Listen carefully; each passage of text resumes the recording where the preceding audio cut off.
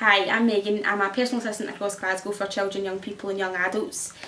I first came into supported employment a few years back through the Giza Life project. So the question I always ask myself is why are the unemployment rates far so low for the people we support. Statistics for the general population are 7.6, which is really staggering. It's really low and it's bad enough. Yet the people we support who have got so many gifts, talents, aspirations and enthusiasm to offer, it's 84.5%. It's just not right, and it's just really brings it all home when you feel that there's 84.5% of people not employed and probably 84.5% of the people want to work. And a job makes you who you are, and I know if I never had my job I wouldn't be here today sitting in front of all you talking about this. It gives you your enthusiasm, your passion, your purpose in your everyday life. It gives you your friendships, your networks, it gives you skills, it just makes you the person you are, and yet the people we support are not getting the chance to do that.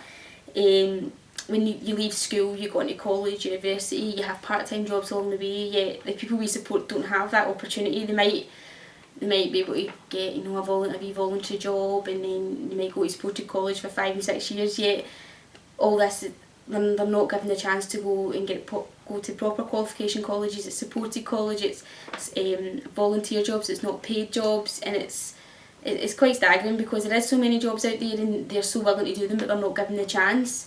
I feel that in today's economic world we're sitting as what's known as a double dip recession, and the people we support are not being given the chance to help us out of this double dip recession. There's not enough support out there for them, and the 84.5% of people that want to work are not given this chance, and they could be leading a life like you and I, so why are they not?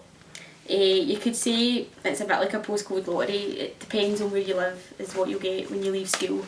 Much funding is in the pot. It sounds really horrible and it sounds as if it shouldn't be, but that is what the reality is, and often budgets have been cut left, right and centre, and there's not enough in the pot. They've been stretched so far to cover basic needs that things like factoring in supported employment to find a job is just out of the question, not thought of, or just totally irrational, that families are like, no, we need to get our basic needs met.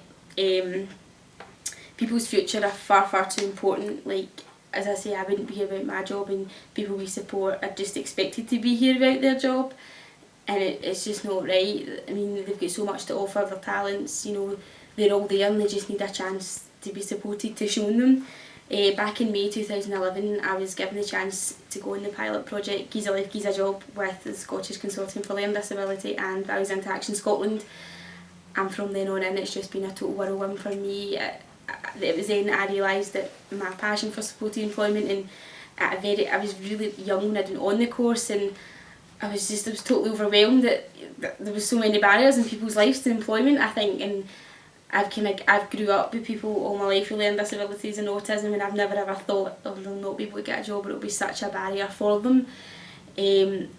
So we'd been on the course. It was a 5-day course. It was fantastic. We got to know so much about profiling, systematic instruction, and then all your basic things about what you see as a barrier as well. Somebody else in the room could probably overcome that barrier for you. It was just about sharing ideas.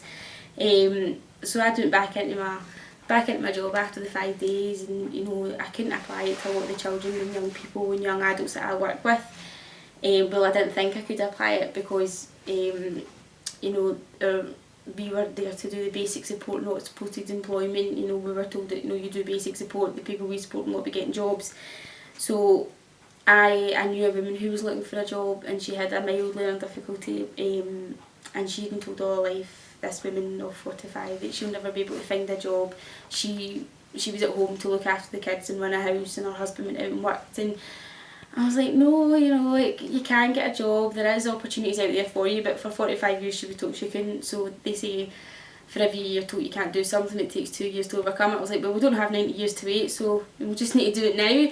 So we went out and we looked at what she wanted to do, but she couldn't read or write, so that was a huge barrier for her, or so she thought.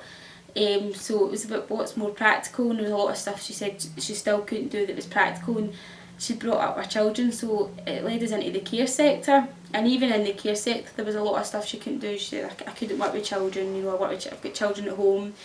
She couldn't work with older adults, and so we ended up, we got her a placement in an Asian care home, with an Asian lady, and the two of them clicked. Like, it was just so overwhelming to watch. And at the start I had only set out to help her with application forms, but before I knew it we were profiling, we were going out, is this the right one? No, we'll go to another sector, etc, etc. And it was so overwhelming to watch that actually somebody the same age as my mum who's just got their first job, and it was gobsmacked at the results it had. And she told me last Christmas it's the first Christmas her and her family have ever been able to have. She's like, we had turkey and we had a Christmas tree, and I was like, oh, I have that every year. And she's like, no, it's the first time you've ever been able to have it. And from then I realised actually having a job is so important. It's not just about going to work with your uniform and getting your pay, it brings everything else to the table. And she's like, my kids had presents and I've now told them this is one of the best gifts you'll ever get in life's employment. And she is now wanting to support people into employment, having faced the barriers herself. She knows only too well how to overcome them. I can support her to overcome them, but she overcome them herself. And she's now wanting to support people into employment, and she says a barrier is just like what's outside. You can break down a barrier, so any barriers I've got in my life, I've been able to break them down. Albeit it's been 45 years for me to do it, but I can do it. So her employer now has got a fantastic worker. She's so enthusiastic, she's so passionate about her job, she's committed. She's got purpose in everyday life. She needs to get up at a certain time to catch the bus to get to work. I mean, it sets her whole life. She's got a routine, she knows what she's doing. And I'm really overwhelmed that I've been able to do that, but I didn't set out to do that, and then it led me to think, well actually if I can do it, then I really should be, going down the whole route of trying to get into supported employment and supporting others. So I've been keeping in contact with Values Into Action and the Scottish Consortium for Learning Disability, and last week I had an interview with the Scottish Consortium for Learning Disability, and I was successful, and I've now been offered a job as an Employment Development Officer.